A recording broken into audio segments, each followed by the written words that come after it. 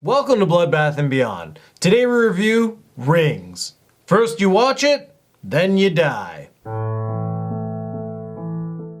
Directed by Javier Gutiérrez, starring Matilda Lutz, Alex Rowe, Johnny Galecki, and Vincent D'Onofrio, Rings is the third installment in the Ring franchise, and it's about Julia, a girl who has been chosen to put an end to the Ring curse. If you're not familiar with the Ring curse, there's a video, a very creepy ass video, and if you watch it, you die 7 days later. Before we get into our likes, it's worth noting that John doesn't have a beard. We'll get the elephant out of the room. How's it feel? Cold, and I can feel the breeze grazing my chin. Well, today you're seeing a nude-faced John. Don't worry, we've got plenty of bearded Johns to come. That sounded kind of sexual or something. Yeah, I know. Anyway, okay, let's get on to our likes. It's 15 years later. They found a new way to bring in something that we've already seen, because this film was them trying to figure out Samara and breaking the curse. But we have brand new elements and a brand new history of who she was. And they took a story that we were familiar with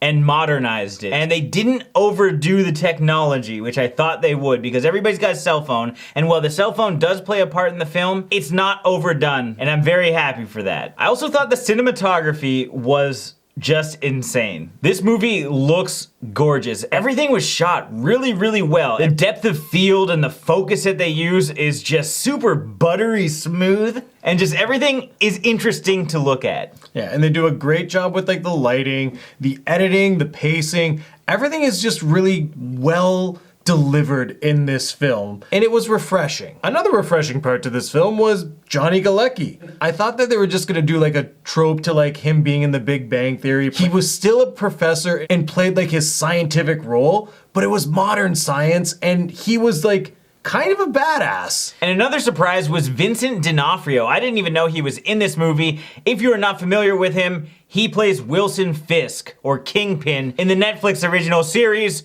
Daredevil. And what I thought was most funny about this, it's like if Kingpin and Daredevil just merged, this is what you'd have. Because he's like a blind guy, but it's Wilson Fisk.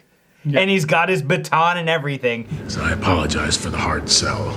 And besides the people that we already know, Matilda Lutz, who plays Julia as our main lead, did a fantastic job. I thought she was very convincing. I've never heard of her before, but she's by herself for a lot of the film, and she carried it well. Now let's move on to our dislikes. A huge problem with this movie is the way that it's branded and marketed, because this doesn't seem like it's a Ring movie, to be honest. It's more of an origin story with very little jump scares.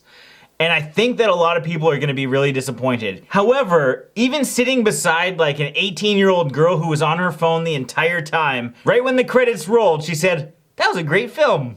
So I have no idea. You're right, it did not feel like a Ring movie, and I didn't feel the pressure of them dying in 7 days. Yeah, they basically sped it up so they can deliver more story, which is strange because it's a movie and you can make time pass as fast as you'd like it to. I think that this movie would be best if you just watched the other two like yesterday and you just want to get more into the story and you're not looking for the jump scares. However, this is a PG-13 movie that is preying on teens. Yeah. They want to get teens in the theater and just make a bunch of money. And it probably worked, but I think a lot of people are gonna be dissatisfied with the lack of tension. You're not going into this because you want to learn the mystery. You're going into this because you want to be scared and you want to see Samara crawling through TVs. You want to see some messed up stuff like you saw in like the other Ring movies. Or even in the trailer. The trailer shows every single scary part in the film other than a barking dog. It's something that should have been like a story or just like a little like web series. It doesn't need to be a feature. Yeah, it's like an episode of Black Mirror. Now it's time for our final thoughts and ratings. Rings was surprisingly better than I thought it was going to be. It's more of a mystery drama than a horror movie, and probably for that reason, I liked it a little bit more because it wasn't just constant jump scares in my face. But on the other end of the scale, I went in expecting jump scares because I'm familiar with the Ring series. And I think that's the biggest downfall. Because I thought that I could come in here and see some creepy demon faces and get scared.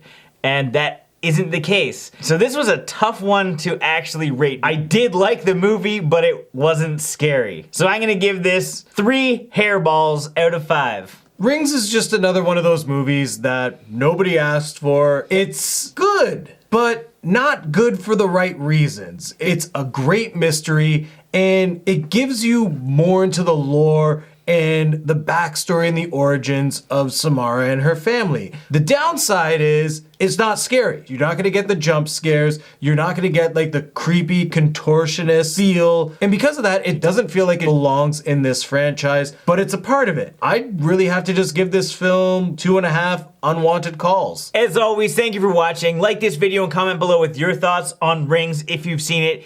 If you haven't, it is in theaters right now. Go check it out. What do you guys think of the Ring franchise in general? We want to know. And if this is your first time here, make sure you subscribe to the channel to stay updated with everything Bloodbath and beyond.